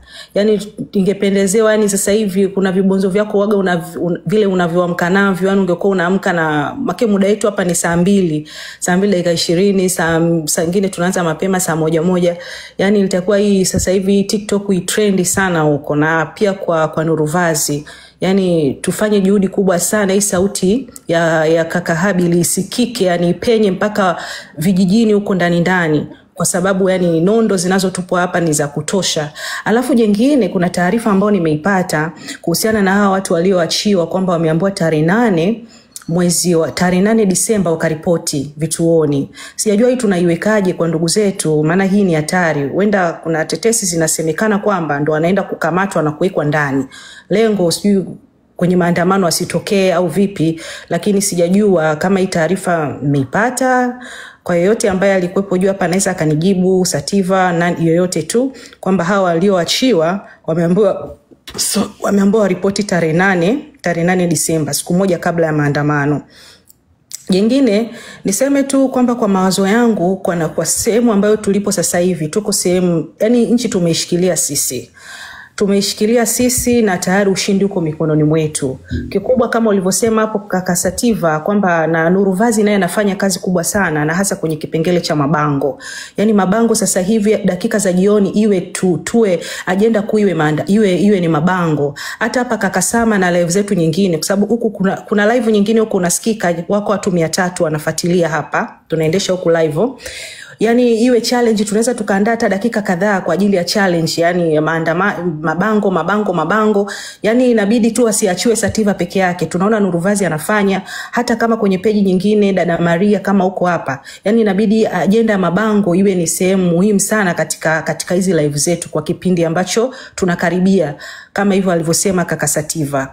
Ni hayo tu lakini niseme tu kaka Habil kama utapanda hapa hizo maana nimeona hapa kwenye comment kwamba watu tunahitaji kusikia sauti ya huyo mtu ambaye anayetuletea hii tuseme anayekwamisha hizi harakati zetu kwa kuwatumia vijana kuwalipa pesa kwa lengo la kutoa ushahidi wa uongo ya kuwaingiza watu kwenye matatizo ambapo matatizo wameyasababisha wenyewe, lengo la kumlinda huyo Samia. Lakini tungependa zaidi hiyo picha tuione ya huyo mtu pamoja na kupata hizo voice note kama ulivyosema kwa sababu ulisema utakuja navyo afu bahati nzuri ukaja na agenda nyingine nzuri zaidi tukasikia. Kwa kama utarudi na ikikupendeza kaka Habil uje uplay hiyo sauti tuisikie na hata hiyo sura ya huyo mtu. Yani sasa hivi inabidi tupambane nayo. Adui unemudu yani hakuna kumwachia Mungu. Yani tunapambana kabisa. Hizo address zishaonekana huko kwa tutajua tunawafikia vipi lakini kikubwa mambo yako vizuri tumewashika pabaya sasa hivi mabwana wanapumulia kwa mashine. Zawadi wetu tumpishe na huyo namalizie mko wengi. Nimemaliza kaka Sama asante. Dakika zimekuwa nyingi. Ni hayo tu kaka Sama. Mimi nasubiri kuongea okay. Nani Sparo karibu fast. Asante sana Sama. Kazi nzuri na mimi pia ni kijana wa X naona Maria ametufuata leo. Nimemtangulia kama wiki 2 zilizopita. Naona Maria naikaje huko. Kazi nzuri vijana mnapiga. Ila nilikuwa nataka kumwambia Nuru kuna swali Nuru aliuliza na watu wanataka kuuliza kwamba Kabili tupe jina sasa hivi, tupe tumnani sasa hivi au tupe hiki tufanye sasa hivi. Unajua ngoja niwaambie kitu. Nilikuwa kwenye strategy kwenye 29 kwamba namna gani tufanye na mambo Ubungo ilikuwa vipi kwenye X kula tu kuna tunaongea vipi. Kwa hiyo hata nikana msikiza Kabili hapa ukiona kwenye mambo ya psychology ukimuona anampa mtu mpaka Ijumaa ujue kwamba ile yenyewe ni strategic kwamba kwa sababu akimzima kabisa ni kwamba amemua. Hata wenyewe kama mpatisi anavyofanyika ni kwamba atafanya anaweza akamzima. Lakini ukimpiga ya mguu alafu kamwacha na haha unamfuata. Kwa hiyo from now mpaka Ijumaa anaweza kaenda katoa detail kwa sababu lazima atakimbia. Anavyokimbia na wewe kama unaweza kumtrack unamweza kumfuata akakupa more details. So unavyoona kwamba hii ataji tu date for the sake of date. Ni anaangalia kwamba yani anampa alafu anampa I've got everything.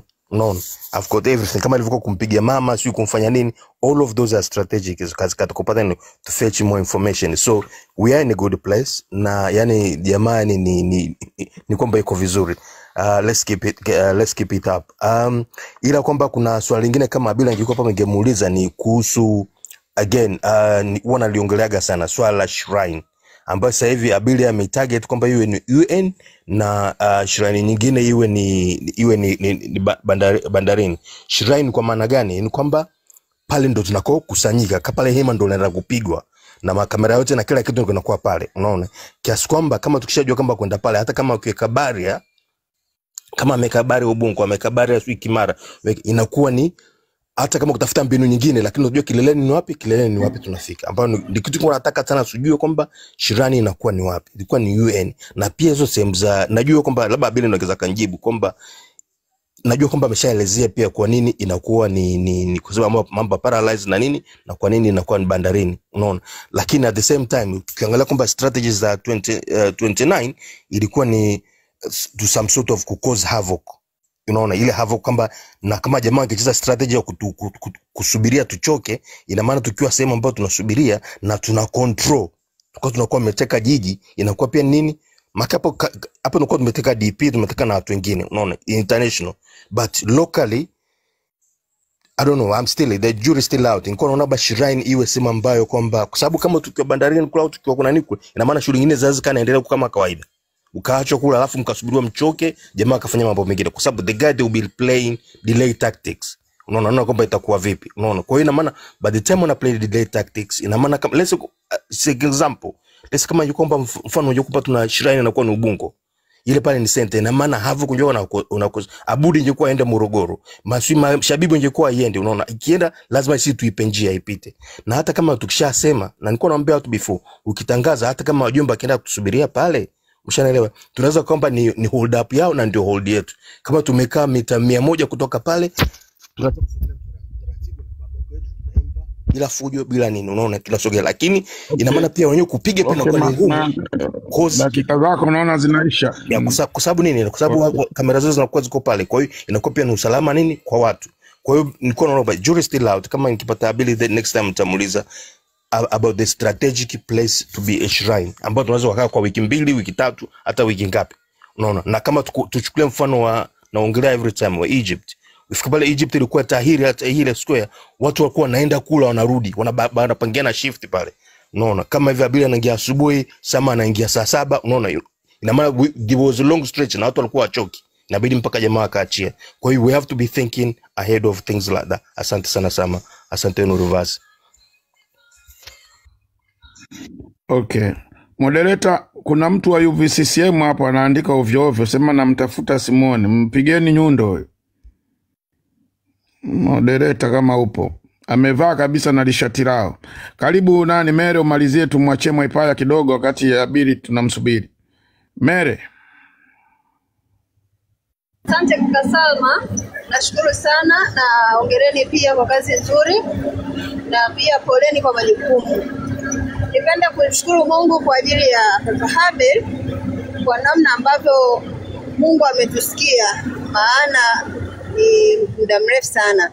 Hivyo namshukuru Mungu kwa ajili yake. Mungu ameweka hekima nyingi, busara, yani kwa namna ambavyo Mungu amemtengeneza kwa ajili ya watu wake, na watu wenyewe ndio sisi. Hivyo basi ninaomba kuuliza, swali langu ni hili hapa.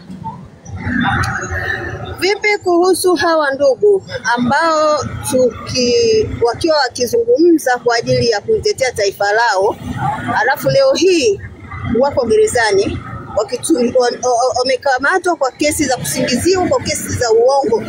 Hawa watu ndugu zetu walioko huko ni maelfu ya watu kwa kesi za uongo, kwa kesi hizi ambazo tunaziona, watu wakiumizwa, watu wakionewa. Tunafanyaje ama nini kifanyike ili hao watu waweze kusaidika kabla ya hayo maandamano ya tarehe 9 wawe wako huru?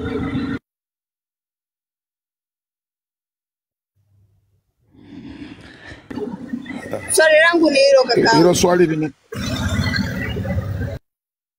linaenda kwa nani sasa? Basi jibu hapo, hata nani, Mwaipaya au Katiba? Kaka Kabe, linaenda kwa kaka Kabe, please. Abel wameibani akaunti yake hapo, ndo anaishughulikia sida kangapi. Kwa hiyo wameibani hapo, ndo nimetoka kuongea naye hapa kwenye simu. Najua leo pamoto watu mpaka wameonyeshwa na michepuko, sio pa kawaida leo. Karibu nani, hilo swali mnaweza kulijibu hapo? Nani anaweza kulijibu? Tutamjibu. Okay, karibu. Asante. Kwanza ni washukuru watu wote ambao wanafuatilia, wanafanya kazi njema sana, na tangu ambapo tumetoka na mpaka hapa tulipofikia. Kwa hiyo dada Meli, tunaenda tarehe 9 kwa sababu tarehe 29 hatukumaliza. Na magerezani wapo watu wengi sana, sio tu waliokamatwa kwenye maandamano. Magereza yana watu wengi ambao wamekaa miaka mingi. Mimi nimekaa gerezani na unakutana na mahabusu wamekaa miaka 6 bado ni mahabusu, hajahukumiwa. Kwa hiyo wapo wengi, ukiachana na wale ambao wanafahamika wa maandamano. Tarehe 9 tunakwenda kuitafuta Tanzania yenye haki, ambao hata wale magereza waliokaa miaka 6 miaka 7 gerezani kama mahabusu waende wakapate haki zao za msingi, na wale ambao walisingiziwa kesi waweze kulipwa fidia, kwa sababu sasa hivi hata unaweza ukasingiziwa kesi ukakaa gerezani miaka 7 mpaka 8, kama wale mashewa wa Amsho walikaa gerezani kama mahabusu miaka 8. Baadaye serikali ikasema haina nia ya kuendelea na kesi kwa sababu iliwashtaki kimakosa. Watu wamekaa gerezani miaka 8 na wakupata fidia. Kwa hiyo maandamano ya tarehe 9 ni kwenda kufungua milango ya magereza wenzetu ambao kama hawatatoka, basi baada ya tarehe 9 kila kitu kitakuwa sawa, kwa sababu tunakwenda kumalizana nao kabisa. Kwa hiyo wewe usihofu. Wewe ukipata nafasi au mtu yeyote ambaye yuko Dar es Salaam aende gereza la Segerea, awapelekee watu sabuni, chakula, awapatie siku za Jumamosi wanaruhusu kwenda kuwaona. Nendeni mkawaone, lakini baada ya tarehe 9 mambo yote yatakuwa sawa. Kwa bila shaka, kwa kifupi ni hivyo. Kaka Sama, mimi leo nataka nizungumze jambo moja kwa ufupi sana. Na nitazungumza na TCRA kwa sababu maandamano yetu ya tarehe 9 ni maandamano ya amani. Lakini TCRA mkizima mtandao, tunajua mmepanga kutuzuru tena gizani. Hatutaruhusu tarehe 9 TCRA mzime mtandao. Hatuna mpango wowote wa kushughulika na mali ya serikali. Lakini TCRA mkizima mtandao, tunajua mnataka tena muue watu gizani. Hatutakubali. Kwa hiyo jengo la TCRA na wafanyakazi wake wa TCRA, tukizungumza tusisahau kuambia hatutaki watu wazime taa tuwe gizani. Hatutaki watu wazime mtandao tarehe 9 Disemba. Kwa hiyo ndugu zangu wafanyakazi wa TCRA, waziri mwenye zamana, viongozi wa serikali, tunataka siku ya tarehe 9 mitandao yote iwe online. Watu wafanye mambo yaonekane. Maandamano yetu ni maandamano ya amani. Tutachukua mabango kwa sababu kudai haki katika nchi ni haki ya kila Mtanzania. Kwa hiyo TCRA, msije mkasubutu kubonyeza switch. Hizo ni kodi zetu za Watanzania. Mkizima mtandao inamaanisha kuna kitu mnataka mkifanye gizani. Tulishaona tarehe 29 baada ya kumzima tu mtandao ndio mkaanza kuua watu. Kwa hiyo tarehe 9 Disemba hatutaruhusu switch ya TCRA iguswe. Mkigusa switch ya TCRA, tutakuja kwanza hapo, muwashe mtandao, ndipo tutaendelea maandamano yetu. Hatuwezi kuandamana gizani. Hiyo iko hivyo na kila mtu aelewe iko hivyo. Hilo la kwanza. La pili, ndugu zangu wa jeshi la polisi, nyie na sisi ni Watanzania. Wake zenu na wake zetu wanacheza vikoba. Mnakopa kausha damu. Watoto wenu wanasoma kwenye shule za Kayumba. Maisha yetu ni magumu. Tunaumbana chumvi. Tunazikana. Tunafahamiana. Nyie ni baba zetu wadogo. Nyie ni mama zetu. Tunafahamu mnapokaa. Nyumba zenu mnazoishi tunazifahamu. Msije mkasubutu kunyanyua bunduki siku ya tarehe 9 Disemba. Hatuwezi kukimbia kurudi nyuma tarehe 9 Disemba. Mkipiga risasi tutawakimbilia. Kwa sababu kile ambacho kilitokea tarehe 29 tumejifunza nacho. Tarehe 9 hatuwezi kukiruhusu kirudie. Mkipiga risasi hatuwezi kukimbia. Kama mna gari, iwe gari binafsi, iwe gari ya serikali, tutawakimbilia. Mtaweza mkaua wawili, lakini tutawafikia. Hatuwezi kuwaacha salama. Tuacheni tarehe 9 tuandamane kwa amani, tuitetee nchi yetu ya Tanzania. Hatuna uoga. Hamwezi kutuuzia uoga. Tunataka twende tukaiandike Tanzania ambayo nyinyi polisi, watumishi wa umma, watendaji, wakata, mtakwenda kufaidi maisha kwenye nchi yenu ya Tanzania. Tunataka mshahara. Leo hii mbunge analipwa mshahara wa milioni 18. Wewe polisi unapiga risasi watu na mshahara wako ni shilingi 300,000. Yaani unakwenda kuweka wabunge haramu. Waenda kulipa wewe shilingi 400,000 mpaka 300,000. Huo ni ujinga wa namna gani? Acha twende tukaibadilishe Tanzania yenye usawa. Tunakwenda kupiga. Uambiwa pia risasi. Sema sikuwaona. Nilipiga risasi, bunduki ilijam. Usisubutu kufyatua risasi siku ya tarehe 9. Tukikuona tutadili na wewe. Hatuwezi kudili na polisi wote. Yaani yule ambaye atapiga risasi tutamfikia. Na kwa kweli hatuwezi kumwacha salama. Kwa nini utuue wakati sisi tunadai haki zetu za msingi? Hilo la pili. Jambo jingine ndugu zangu waandamanaji. Kuanzia sasa, of course kuna watu wako tayari wameshaanza kutengeneza mabango. Mabango ni muhimu sana. Tunataka katiba mpya, tunataka tume huru ya uchaguzi, tunataka mahakama huru, tunataka haki za wenzetu ziheshimiwe, tunataka waliotekwa wote warejeshe. Haya ni mabango. Na sasa hivi hapa TikTok wameblock. Mimi kwenye mitandao yangu kila siku naona comment, ndugu zangu, hapa kuna watu 5,000. Ukitoka hapa, hii elimu ambayo unapata hapa isiwe ya kwako peke yako. Ukiuko mtaani mtu akikuambieni watu kama TikTok bila VPN Tanzania huwezi kuingia. Ukikutana na mtu mdownloadie VPN ambayo unatumia. Hii kazi iwe shirikishi. Sio kwamba ukipata access ya kuja TikTok unafanya iwe peke yako. Mwambie jirani yako kwamba download VPN. Kuna mijadala mizuri inaendelea hapa TikTok. Shika simu yake, download VPN. Kama ana TikTok muwekee kwenye simu. Tulifanya hivyo kwenye Clubhouse. Mwambie ndugu yako, mwambie shangazi yako, mwambie mdogo wako aje hapa kwenye mjadala. Tunataka mjadala hii kesho na kesho kutwa tukikutana hapa tuwe watu zaidi ya 30,000, watu 5,000. Tanzania ina watu milioni 60. Mnafanya nini? Ukitoka hapa kesho njoo na mwenzako. Yaani hakikisha kila mtu kesho njoo na mwenzako hapa. Kama atumii mwambie ingia, muelekeze jinsi ya kutumia TikTok ili tufikishe ujumbe mkubwa sana kwa Watanzania wote kuelekea siku ya tarehe 9. Na elimu hii mwambie ndugu yako, ewe diaspora, kama upo Tanzania, wapigie simu nyumbani, waambie tarehe 9 msipotoka, kuanzia sasa siwezi kutuma pesa yoyote ya matumizi. Lazima tuwagane. Ewe mzazi ambao umetoka Iringa, umeacha kijana umetoka Iringa upo Dar es Salaam kutafuta maisha, umetoka Moshi uko Dar es Salaam kutafuta maisha, wapigie simu wazazi wako waliko waacha, waambie tarehe 9 wao familia yenu isipotoka kuandamana hautatoa msaada wa aina yoyote, kwa sababu msaada wa pekee ni kubadilisha Tanzania ambayo tunaipata siku ya tarehe 9. Kila mtu afikishe ujumbe. Wakazi wa Dodoma, nyinyi mnalima zabibu, mmekuwa maskini ombaomba sababu serikali iwatafutie soko. Tokeni hapo, kuna bunge hapo, nendeni bungeni. Hilo bunge linapaswa kuwa na wabunge halali, kuna wabunge haramu. Nendeni mkawasalimie. Tarehe 9 tunataka tufanye ukombozi wa pili. Hii kazi sio ya Sama, sio ya Mwaipaya, sio ya Sativa, ni kazi ya Watanzania wote, kwa sababu hii nchi ni ya Watanzania wote. Leo tunakutana kwenye bunge kama hili, bunge la wananchi, kwa sababu bunge la Dodoma ni bunge la panya, ukoo wa panya wote ni wezi. Baba mwizi, mama mwizi, shangazi mwizi. Kwenye ukoo wa panya kuna mtu ambaye sio mwizi.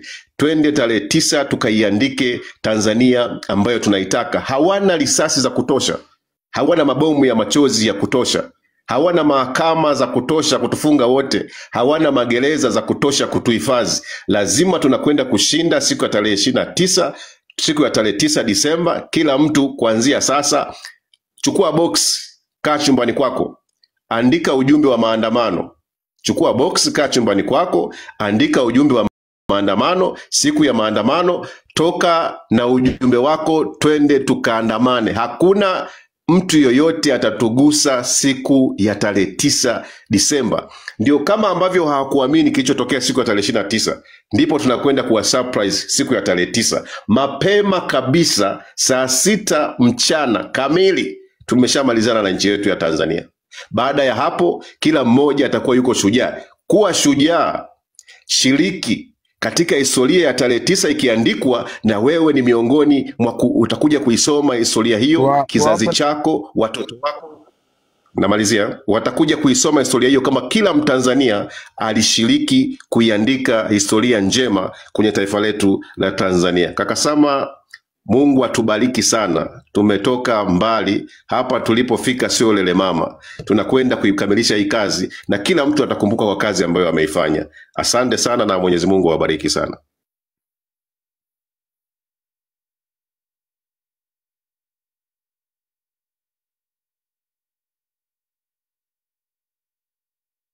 Kaka Sama?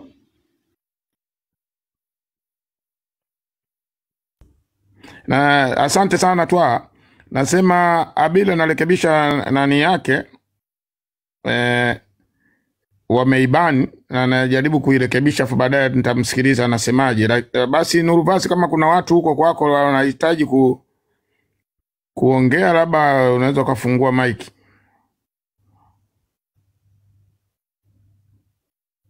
Aha, okay. Nuruvasi. Okay, ngoja nipandishe Tatifa pia bado yupo hapo, wanaweza wakamuuliza maswali. Mark, karibu bro.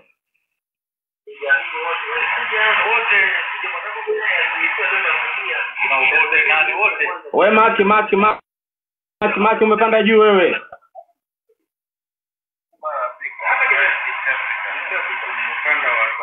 Mark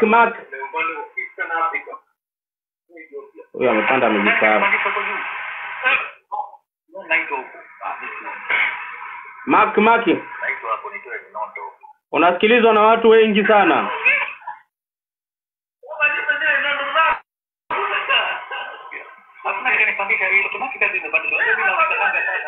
Sio unaonekana au ungewashusha ukapandisha wengine. Fadhili nani Dhahili karibu. Ana tamba anaonekanaga da Mark ese. Nimeshukuru kwa kukaribia. Mimi naweza changia kwa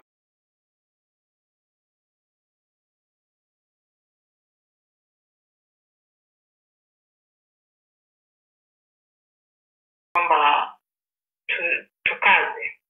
tukaze tupate kitu kizuri zaidi, tuendelee kukaza kwa sababu tuko karibu. Okay. Wamejua tuko serious. Okay. Shukran. Tuko serious na tusirudi nyuma, tuendelee kukaza. Mwingine anaongea. Okay, ndo nani umeshamaliza? Nasikia kuna mtu anataka kuongea, pengine anataka kuchangia. Na wewe umeshamaliza kuchangia? Umesema tukaze na tunakaza kweli? Tukaze kwa sababu tusipokaza bila kupata demokrasi. Nimeona venye wanahabari wanalalamika walitumiwa vitisho.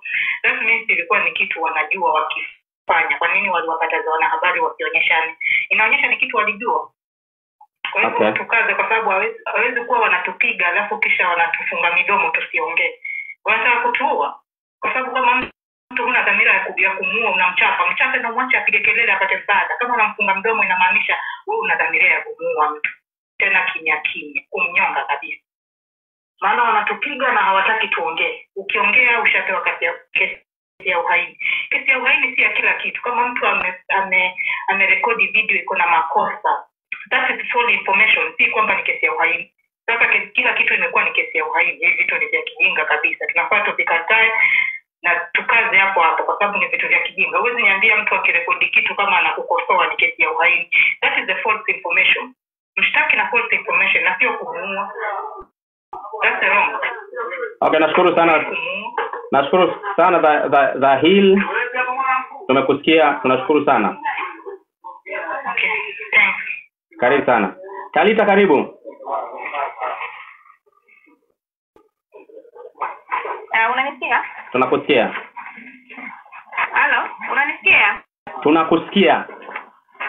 Okay, mimi nilichokuwa nataka kukumbusha au kuchangia ndugu zangu ni kwa ndugu zangu ambao tutakuwa tuna mabango. Kama kuna mtu yote ambaye ana listi au anakumbuka majina ya wale ndugu zetu waliosaidia kufichua ufisadi uliokuwa unaendelea BOT, ambao bwana Mafwele alirekodiwa akiwa anasema kwamba ameshikilia watu wa BOT, kuna wanajeshi walikataa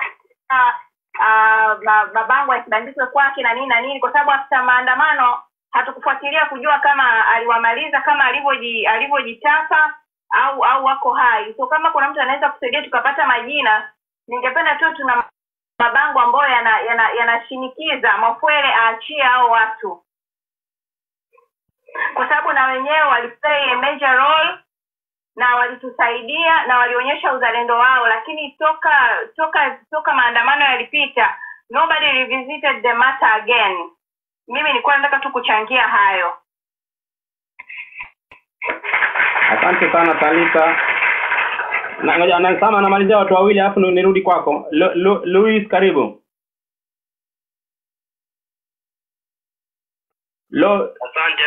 Asante sana. Natumaini unasikika vizuri. Asante sana. Niko naongea, naam. Mimi nilikuwa nataka nipande hapo kwa kuchangia na kutoa nondo zangu. Jamani, asanteni sana kwa tunasikilizana, na asante sana kwa watu kuhudhuria katika hili vikao. Jamani, mlichosema kwanza, kuna mtu amechangia akasema tuwe tunahamasishana, tunadanodeana watu VPN. Ni kweli kuna watu wengi hawajui teknolojia za aina hii. Ni wachache sana. Wengine ni watu wazima wanataka kupata vitu kama hivi, lakini wanakuwa hawajui sehemu za kuvipata. Kwa mfano leo nimekutana na watu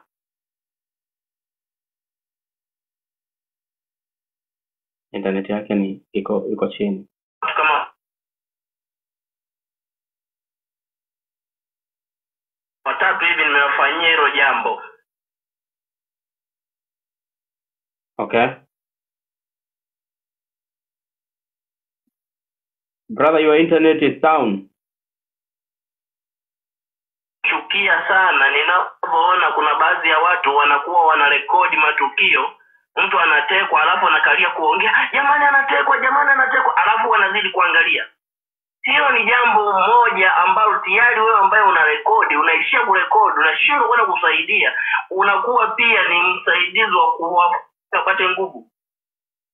Lakini wakija siku moja watekaji wakamkamata mtu, wakashuhudia wamevamiwa na raia, hawatakuja tena siku nyingine. Watahofu kwa sababu watajua kwamba siku nyingine tukienda aidha kuuawa sisi au kumkamata yule ambaye tunaenda kumteka. Kwa hiyo ni lazima tuanze kujitetea wenyewe. Tusiwe na hofu, tujitolee. Tukiona mtu anakamatwa ovyo ovyo, tusogee tuulize ni nini shida.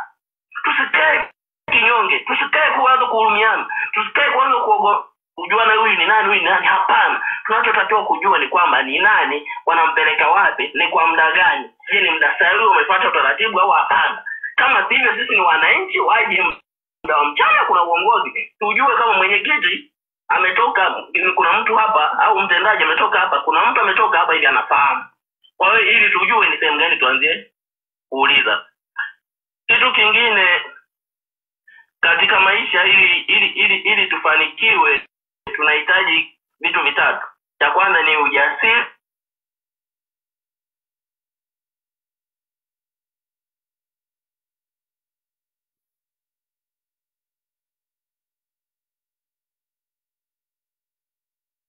Brother, internet yako ni mbovu sana. Naomba aongee mtu mwingine kwa sababu bunge kubwa huko wote wanasubiri.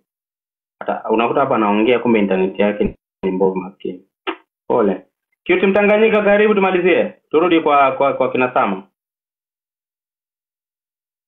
Asante sana, nashukuru kwa kupata hii golden chance tena. Welcome. Asante, nilikuwa nimewasha mic kumbe sijaisevu. Nashukuru kwa kupata hii nafasi, nafikiri watu wote wana jambo. Alafu pia nawashukuru wanaharakati wetu wote ambao siwezi kuwataja kwa wingi wa majina yao, lakini nakushukuruni wote ambao mpo hapa kwenye screen na wengine wote ambao wako nje.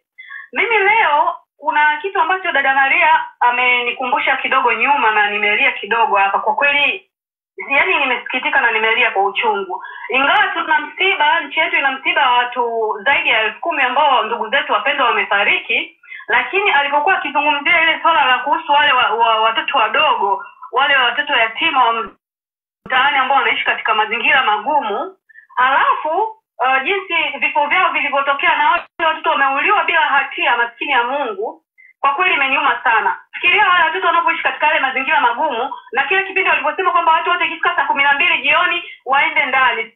Naomba ujiulize ndugu yangu Mtanzania mwenzangu, wale watoto walikuwa wanaenda ndani kwa nani? Kwa sababu wale ni watoto tayari wa mtaani wasiokuwa na nyumba. Hivi mtu unawezaje ukasema tu unakaa bila kuandamana kuitetea nchi yako ili ikombolewe kwenye hii hali tulionayo ngumu ya kiasi hichi? Maana kipindi hicho kimekuwa sio cha kigumu kwa watoto wale tu, kwetu sote, lakini wale ilikuwa ni zaidi. Maana kikifika ile saa 12 jioni wanaenda wapi wale watoto? Kumbuka hilo. Na wote waliwaua bila hatia. Jambo jingine inatia uchungu sana kuona kwamba ndugu zetu kama vile walivyokuwa wameandikwa kwenye kile chumba wameuawa kwa risasi bila kufikiria, yani bila huruma yoyote, bila ya kujali lolote, bila utu, yani kinyama tu. Jambo jingine nataka kuliongelea sababu nataka kuongea haraka niende na muda nisichukue muda mwingi. Kumbukeni tu kwamba wenzetu waliopelekwa jela wakafunguliwa kesi za kubambikizwa ambazo wao walikuwa kwenye mazungumzo yao walishapanga kabisa mikakati yao ya kukamata watu na kuwapeleka jela kwa kuwabambikizia kesi za uhaini. Kumbukeni kitu kingine, utekaji wa nchi yetu ambao unakithiri usiokuwa na mipaka. Kila siku inaenda kwa Mungu, watu wanatekwa kama walivyotekwa kina Polepole, Soka, Mdude na wengine wote, na mpaka sasa watu wanaendelea kutekwa, watu wanaendelea kuuawa. Sasa basi uchaguzi tunataka urudiwe. Hatutaki serikali haramu, hatutaki uongozi wenu wa mchongo, hatutaki wabunge wapumbavu, wabunge haramu wapumbavu waliokithiri kule bungeni wasiojielewa. Hatutaki. Tunaomba jamani, tuandamane, tutoke wote kwa ajili ya kuitetea nchi yetu, tuikomboe kwenye hii serikali ya haramu, serikali isiyochaguliwa na sisi wenyewe, bunge haramu. Hatutaki hii serikali batili, hatutaki serikali ya kiteroristi, hatutaki serikali ya kimafia. Tunaomba nchi yetu iwe salama, tunahitaji nchi yetu ibaki kuwa salama. Kwa hivyo ndugu zangu, kwa kukumbuka haya tu machache ambayo mimi nimeorodhesha na mengine mengi ambayo kaka Habili kila itoko leo anatuletea mambo ambayo yanaendelea kwenye nchi yetu siku zote, kila siku tukiwa hapo kwenye vikao vyetu, naomba ndugu zangu tujitafakari kwa haya na tusilaze damu. Tutoke kwa wingi tarehe 9, tuchukue mabango yetu, bendera zetu, tuvae jinsi, suruali, tutoke tukaandamane kwa ajili ya haki yetu, ya nchi yetu. Tunahitaji Tanzania yetu iwe huru, tunahitaji justice kwa ajili ya nchi yetu. Tutokeni jamani, tusiogope chochote, tuko huru, tuko salama. Ni hivyo tu, asante. So guys, nilishasema ni watu wawili tu. Sipandishi watu hapa juu kwa sababu inakuwa ina madhara fulani hivi. Nitakwambia baadaye. So Captain.